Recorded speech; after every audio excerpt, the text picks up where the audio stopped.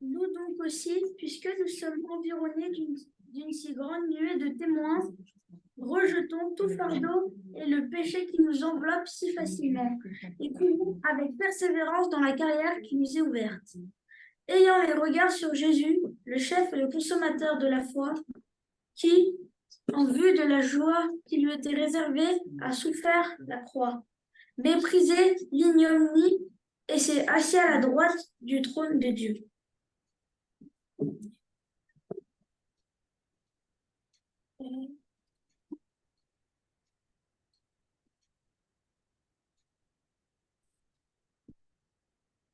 Je laisse le message à Elisabeth.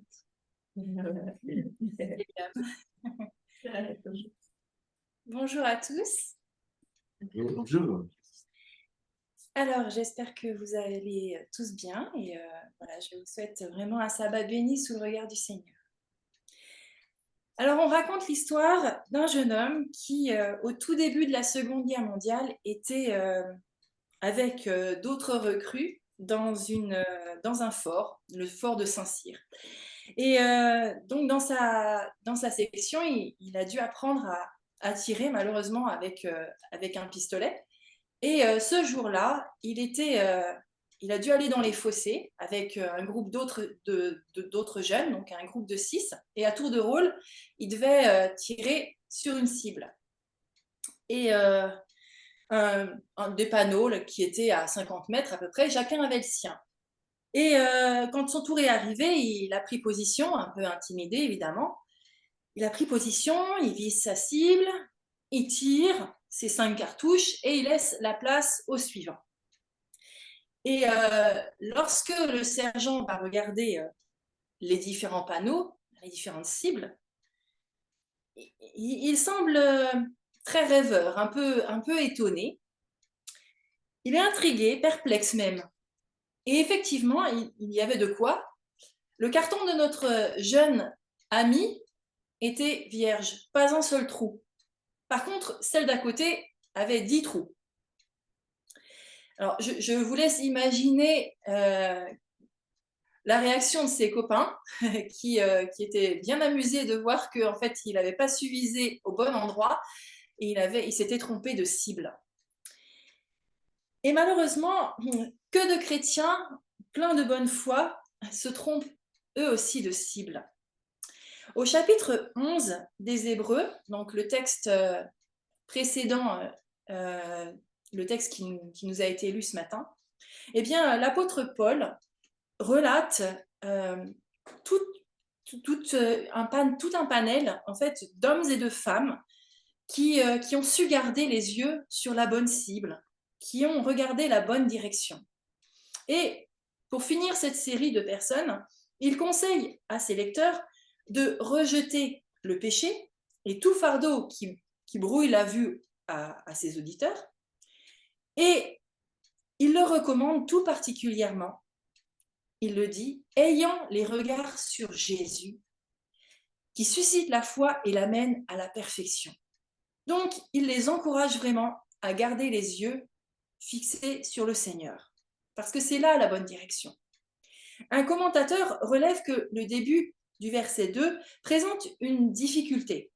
Effectivement, littéralement, le texte précise « détournant les regards ». Donc, ce n'est pas simplement d'avoir les regards sur Jésus, mais c'est de détourner les regards sur lui. La question se pose, détourner les regards, oui, mais de quoi? Est-ce que ça peut être de la puissance de l'adversaire, comme Gédéon et David l'ont fait? Peut-être détourner les regards du monde ou de son attrait, comme Moïse, par exemple. Ou bien détourner les regards de la souffrance, de la mort qui peut entourer, comme ont dû faire face beaucoup de martyrs. Bien sûr, tout cela est valable. Et le Seigneur nous appelle à détourner nos regards de toutes ces choses. Mais je pense vraiment que le chrétien doit détourner les regards de lui-même pour les fixer uniquement sur Jésus. C'est vrai, il est si naturel à l'être humain de se confier dans ses actions, dans ses propres forces, dans sa propre piété. en un mot, dans ses œuvres, et malheureusement, ça entraîne bien des soucis. Lors d'une campagne d'évangélisation, l'orateur donc de cette campagne d'évangélisation était en voiture avec un frère qui le conduisait voir des personnes qui avaient envie de le rencontrer. Et le conducteur, bon chrétien, ne démarrait jamais sa voiture sans réclamer la protection de Dieu dans une courte prière.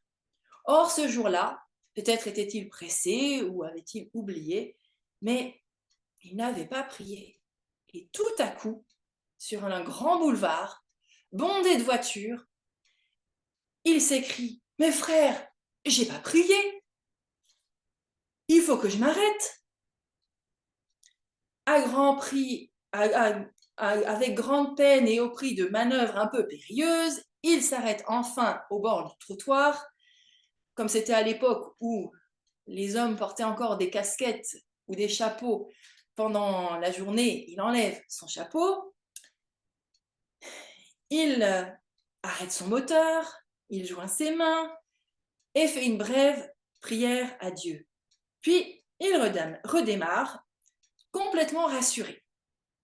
Ces quelques phrases marmonnées à voix basse, la tête penchée sur le volant, avaient chassé l'inquiétude et donné de l'audace à notre chauffeur. Et là se pose une question. Ce frère avait-il besoin de s'arrêter pour exprimer sa prière? Ne pouvait-il pas invoquer son Dieu tout en roulant, en gardant les yeux ouverts, on est bien d'accord? Ou bien simplement profiter d'un feu rouge pour dire au Seigneur, « Seigneur, je me confie en ta garde. Rends-moi prudent et que ta volonté soit faite. »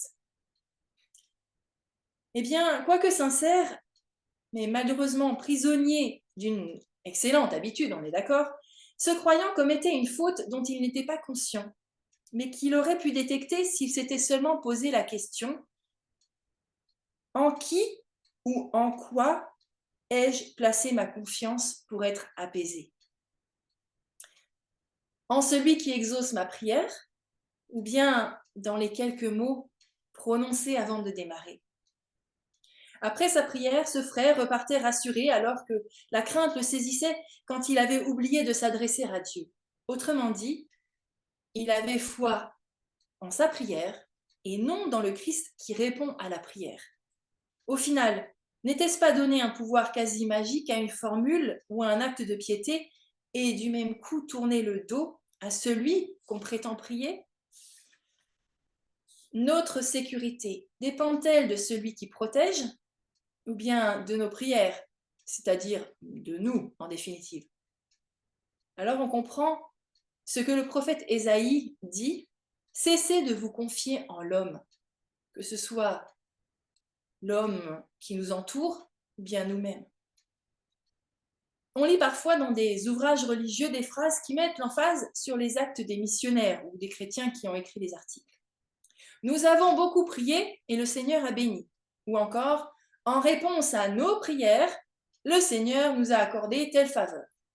Grâce aux prières de l'Église, nous avons pu faire ceci, faire cela. » Ou bien même, si nous avions davantage prié, nous aurions obtenu la grâce demandée. Mais oublions-nous que jamais nous ne mériterons la moindre bénédiction, ni ne ferons du Seigneur l'agent de notre volonté, même à coup d'ardente prière. Dieu ne nous doit rien. Il offre ses grâces à qui il veut et comme il le juge bon. S'il nous accorde la chose demandée, c'est à cause de Jésus et de Jésus seul. Nous pouvons rester des heures durant à genoux, sans pour autant lui plaire. Jésus le dit dans Matthieu 6, versets 7 à 8, et lors de la réunion de prière, c'était mercredi, on en a parlé justement. En priant, ne multipliez pas de vaines paroles comme les païens qui s'imaginent qu'à force de paroles, ils seront exaucés. Ne leur ressemblez pas, car votre Père sait de quoi vous avez besoin avant que vous le lui demandiez. Dans le livre Une vie meilleure, Ellen White commente ce verset biblique en disant, donc ouvrez les guillemets, « La prière ne possède aucune vertu, ni aucun mérite en elle-même. Les expressions les plus fleuries de notre vocabulaire ne valent pas un seul désir de sainteté. Les prières les plus éloquentes ne sont que des paroles vides si elles n'expriment pas les véritables sentiments intérieurs. La prière qui jaillit d'un cœur sincère, exprimant simplement les besoins de notre âme, comme on demande une faveur à un ami, sachant qu'elle nous sera accordée, voilà la prière de la foi. Dieu ne nous demande pas des formules protocolaires, comme on pourrait le faire en allant voir une personne haut placée de haut rang, comme un président ou un roi. Non, c'est l'appel inexprimé d'un cœur brisé et soumis, conscient de son péché et de sa complète impuissance, appel qui arrive directement jusqu'au trône du Père de toutes les compassions.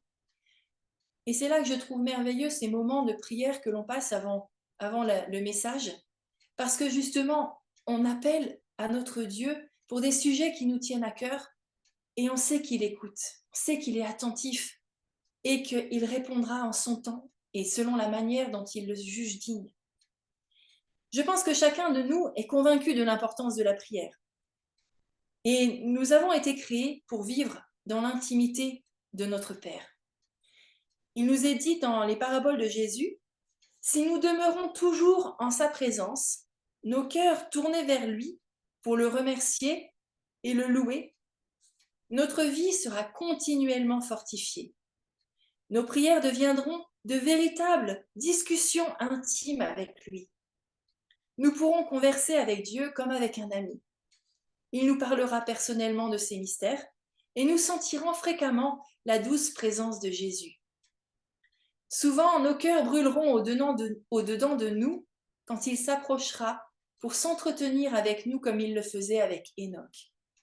Enoch qui était un homme qui a vécu il y a très longtemps, tout après la création, et qui a vécu vraiment en harmonie avec Dieu, qui marchait avec lui. La Bible nous dit qu'il marchait avec Dieu. Quand elle sera véritablement l'expérience du chrétien, il se dégagera de sa vie une simplicité, une humilité, une douceur et une tendresse qui prouveront à tous ceux qui l'entourent qu'il a été avec Jésus. Et ça, je trouve que, pour moi, et je pense que pour vous aussi, c'est notre désir le plus profond de faire une telle expérience, qu'il se dégage de notre vie simplicité, humilité, douceur, tendresse, patience, tous ces fruits de l'esprit. S'approcher de lui, se plaire en sa compagnie, c'est répondre à cette intention. Sa joie est grande quand nos relations deviennent intimes et fréquentes. Prier, c'est cultiver sa présence, c'est s'attacher à lui. En un mot, c'est l'aimer. Alors la Bible nous encourage à la prière pour de multiples raisons. Et on va juste en parler, juste mentionner 4 points. Alors, si on lit dans Psaume 16, verset 11, il est dit « Il y a d'abondantes joies devant ta face ». Donc, quelque part, le Seigneur, par la prière, désire que nous puissions expérimenter cette joie. Là encore, David dit dans les psaumes 73, 28, « Pour moi, m'approcher de Dieu, c'est mon bonheur. » Donc, le bonheur. Auprès de lui, nous dit psaume 36, verset 10, est la source de la vie. Donc, à travers la prière, nous pouvons être en communion avec la source de la vie, cette vie en abondance. Et ensuite, psaume 37, verset 4, « Fais de l'Éternel tes délices, et il te donnera ce que ton cœur désire. » Bien sûr, il en existe beaucoup d'autres raisons pour passer du temps en prière, mais puisque ceux qui le cherchent ne sont privés d'aucun bien, pourquoi resterions-nous loin de ce merveilleux Sauveur? Il est temps de chercher sa face, d'entraîner nos amis, nos frères et sœurs dans cette recherche. Si nous connaissions mieux le divin époux, si sa présence était pour nous un ravissement de joie, la prière cesserait d'être un devoir pénible. Parce que trop souvent, on se dit « Ah, il faut que je prie ». Alors on se met à genoux et on prie. Et nos prières, comme me disait une amie, elles ne dépassent pas le plafond. On a le sentiment que nos prières restent reste là entre nous et les quatre murs qui nous entourent. Mais si on expérimente la présence de Jésus, eh bien, prier, passer du temps avec lui ne devient plus un devoir, mais au contraire, sa personne pleine de charme nous attire irrésistiblement. Dès le matin déjà, nous le cherchons pour nous rassasier de son image et tout au long de la journée, nos regards se tournent vers le bien-aimé. Alors souvent, quand on étudie le sujet de la prière, on est amené à lire ou à entendre des messages sur ce sujet. Et souvent, enfin, pour avoir lu des livres sur le sujet, j'ai souvent lu en fait que l'exaucement est l'objet essentiel de la requête. Et effectivement, ça semble aller de soi. Obtenir du Seigneur la chose demandée, n'est-ce pas ce qui devrait préoccuper en tout premier celui qui prie? Mais la question est posée. Est-ce le donateur ou le don réclamé qui doit occuper nos pensées? Ça, je pense que c'est une bonne question. Donc, on va prendre Luc. Je vous invite à prendre le livre de Luc au chapitre 17. Donc, l'évangile de Luc au chapitre 17 et nous lirons les versets 11 à 19. Luc 17, 11 à 19. Jésus, se rendant à Jérusalem, passait entre la Samarie et la Galilée. Comme il entrait dans un village, 10 lépreux vinrent à sa rencontre. Se tenant à distance, ils élevèrent la voix et dirent « Jésus, Maître, aie pitié de nous !» Dès qu'il les eut vus, il leur dit « Allez vous montrer au sacrificateur. » Et pendant qu'ils y allaient, il arriva qu'ils furent guéris. Jésus parle, il leur dit « Allez voir les sacrificateurs. » Et pendant qu'ils vont, ils sont guéris. L'un d'eux, se voyant guéri, revint sur ses pas, glorifiant Dieu à haute voix. Il ne va même pas voir les sacrificateurs, il retourne voir Jésus. Et il glorifie Dieu à haute voix. Il tombe sur sa face aux pieds de Jésus et lui rendit grâce. C'était un Samaritain. Jésus, prenant la parole, dit « Les 10 n'ont-ils pas été guéris? Et les 9 autres, où se trouvent-ils? Ne s'est-il trouvé que cet étranger pour revenir et donner gloire à Dieu? » Puis il dit, « Lève-toi, va, ta foi t'a sauvé. » Le Samaritain lépreux répond à la question que nous venons de parler. Parti avec ses compagnons pour obtenir guérison et réintégration dans la ville, cet étranger revient sur ses pas, lui seul. Il a compris que Jésus est infiniment plus que la guérison. Il n'est pas simplement un homme hors du commun, mais le Messie lui-même, le Fils de Dieu annoncé par les prophètes.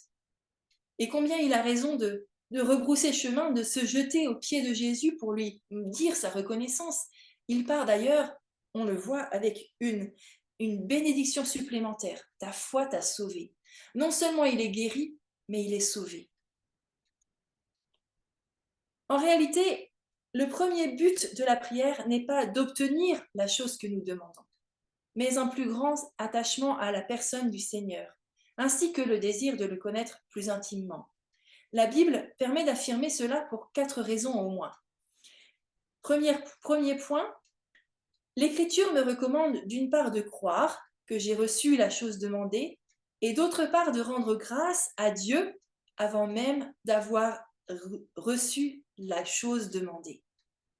Ce qui signifie en clair que toute demande devrait m'amener à cesser de poursuivre l'exaucement, puisque je suis assurée de la réponse, pour me tourner vers le Dieu de bonté afin de lui exprimer ma reconnaissance. Et je ne sais pas pour vous, moi ça m'est déjà arrivé d'être face à une situation où je prie Dieu pour quelque chose et le Seigneur m'amène juste à me prendre conscience en fait que la chose m'est déjà accordée. Et je ne le vois pas. Je ne le vois pas, je ne sais pas du tout. J'ai l'expérience avec notre fils qui avait perdu sa clé. Et la clé de sa maison, il était parti, donc il était venu nous voir en moto. Et quand il retourne chez lui, il me dit « Maman, j'ai pas la clé de la maison. » Et je lui dis « Mais elle est où? Où est-ce que tu l'avais mis ?» eh ben, il l'avait mise dans le coffre de sa moto. Je dis, ben alors, elle doit être dans le coffre de la moto. Et il la trouve pas. Alors il dit, bon, je reviens. Et pendant ce temps-là, je prie le Seigneur, je cherche partout, je prie, je cherche. Et à un moment, le Seigneur me fait comprendre que, t'inquiète pas, la clé, elle est déjà retrouvée. Aie confiance, rends grâce. Donc je dis merci Seigneur, je sais que la clé est retrouvée. Et Josué arrive, la clé n'était pas retrouvée encore, mais je savais, j'avais confiance que le Seigneur allait retrouver cette clé. Et dans les 5 minutes, par la grâce de Dieu, on a retrouvé cette clé qui était coincée quelque part, mais elle était retrouvée. Donc le Seigneur avait agi déjà. Donc il remplit nos cœurs et nos pensées de joie. Le divin donateur est donc l'objet de ma prière et de ma foi, et non plus la chose demandée. Si l'on revient à un des textes précédents, Psaume 37, verset 4, « Fais de l'Éternel tes délices, et il te donnera ce que ton cœur désire », il est intéressant de voir la chronologie. Fais de l'Éternel tes délices, rends grâce à Dieu, rends gloire à Dieu, passe du temps avec lui, et il te donnera ce que ton cœur désire. D'abord le Seigneur, puis la réponse. Ensuite, Dieu connaît parfaitement mes besoins. La plupart du temps, il y répond sans même qu'il soit nécessaire de lui en parler.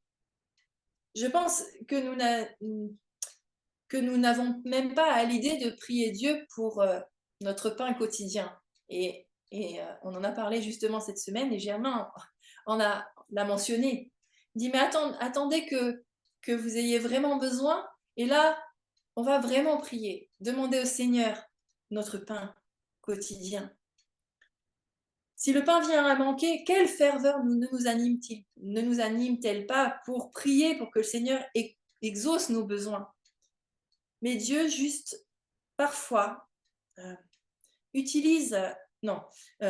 parfois, Dieu juge digne de ne pas satisfaire un besoin vital pendant un certain temps, pour m'inciter à rechercher sa face, à prendre le chemin du sanctuaire que j'ai parfois tendance à oublier.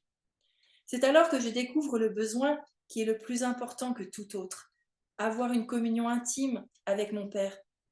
Et cette communion me transforme, me comble de joie, me pousse vers les autres pour les servir. Ainsi, quel que soit le motif de notre prière, nous nous approchons du Seigneur avec assurance pour l'honorer et lui être agréable. Pour lui d'abord. Ensuite, lorsque je poursuis en priorité la bénédiction que je réclame ardemment et certainement avec foi, quelque part, j'occupe inconsciemment, sans doute, le centre de ma requête. Je viens à lui pour moi, pour mes besoins. Et le moi est sur le trône quand je prie. Alors, comme dit Jacques, je demande mal et je n'obtiens rien. Mais puis-je plaire à Dieu si je m'approche à lui dans cet esprit-là? C'est-à-dire pour moi d'abord? Même dans mes requêtes, je veux adopter le langage de l'apôtre. Ce n'est plus moi qui vis, mais Christ qui vit en moi. Ou bien le texte de Colossiens 1,18 qui dit que Christ est tout premier. Enfin, le fait de revenir et de s'appesantir sur les conditions à remplir en vue de s'assurer et d'obtenir une réponse rapide de Dieu peut laisser croire à ceux qui sont ainsi enseignés que l'exaucement ne se mérite par un comportement sans faille. Or, comme on l'a déjà dit, ce serait oublier que toute réponse d'en haut est une grâce et non une récompense pour la prière. Dieu ne nous doit rien et s'il accorde la chose demandée, c'est uniquement parce qu'il nous aime. Comptons uniquement sur le Seigneur et restons confiants, même si la réponse se fait attendre. L'essentiel, ce n'est pas notre foi, notre prière ou la longueur de nos prières, mais le Christ, l'objet de notre foi, qui nous engage et nous encourage à détourner nos regards de nous-mêmes pour les porter sur Jésus, le chef et le consommateur de notre foi. Il est le seul à pouvoir répondre à nos besoins, à nos prières et nous combler de ses riches bénédictions. Souvent, nous prions notre Père pour obtenir la paix ou la joie. Le Seigneur se réjouit de nous voir venir à lui avec nos requêtes, bien sûr. Il est toujours disposé à y répondre favorablement. Parfois, après un moment de communion intime avec le Seigneur, la joie et la paix sont présents en abondance et ne manquent pas. Puis, des fois, le temps passe et arrive un moment où, comme on a dit, nos prières semblent ne pas monter plus haut que le plafond et on ne ressent plus rien. Dieu semble loin de nos âmes troublées. Et c'est là que Dieu veut nous apprendre quelque chose. Parfois, Dieu permet que ces sentiments merveilleux disparaissent pour un temps, pour que nous ne regardions pas à la paix ou à la joie, mais à celui qui donne la paix, à Jésus, notre paix et notre joie. Il nous faut estimer infiniment plus le Seigneur et son amour que le bien qu'il peut procurer à notre âme. Le bien-aimé doit être placé au-dessus de tout. Aimons-le pour lui-même et non pour les faveurs qu'il peut nous accorder et qu'il ne manquera pas d'ailleurs de nous donner en abondance. Dieu est sage et il enlève nos points d'appui, ici la joie ou la paix, pour produire en nous une plus grande foi qui a d'objet que le Christ. Ma prière est que nous puissions vivre avec le Seigneur, avec tout ce que cela comporte. Rejetons ce qui relève de ce monde et demandons à Dieu de garder nos cœurs purs. Cela ne veut pas dire que nous deviendrons parfaits en un instant, mais c'est en lien avec notre volonté de rendre gloire à Dieu. Lui obéir et l'aimer dépendent de notre volonté. Si cela est votre plus grand désir, alors vous connaîtrez des prières exaucées. Cela vous rendra joyeux et les gens apprécieront votre compagnie parce que vous aurez l'amour de Dieu dans votre cœur. Vous deviendrez consolation et joie pour votre entourage. Vivons près du Seigneur et ne nous lassons pas de le rechercher. Consacrons-lui du temps et il nous préservera de tout égarement. Et j'aimerais vous laisser cette citation d'Ellen White que vous connaissez très certainement. La prière est la respiration de l'âme. On ne peut pas vivre très longtemps sans respirer. C'est le secret de la puissance spirituelle. D'ailleurs, ne désirons-nous pas tous obtenir cette puissance spirituelle qui nous apportera la victoire sur le péché ? On ne saurait lui substituer aucun autre moyen de grâce tout en conservant la santé de l'âme. La prière met l'âme en contact direct avec la source de la vie. Elle fortifie le nerf et le muscle de l'expérience religieuse. Puisse la prière devenir en chacun de nous une expérience plus réelle, afin que nous cultivions sa présence à chaque instant de la nuit et du jour, et que nous détournions nos regards de ce qui est terrestre, de nous-mêmes, pour les porter sur Jésus, qui est seul la bonne cible. Amen.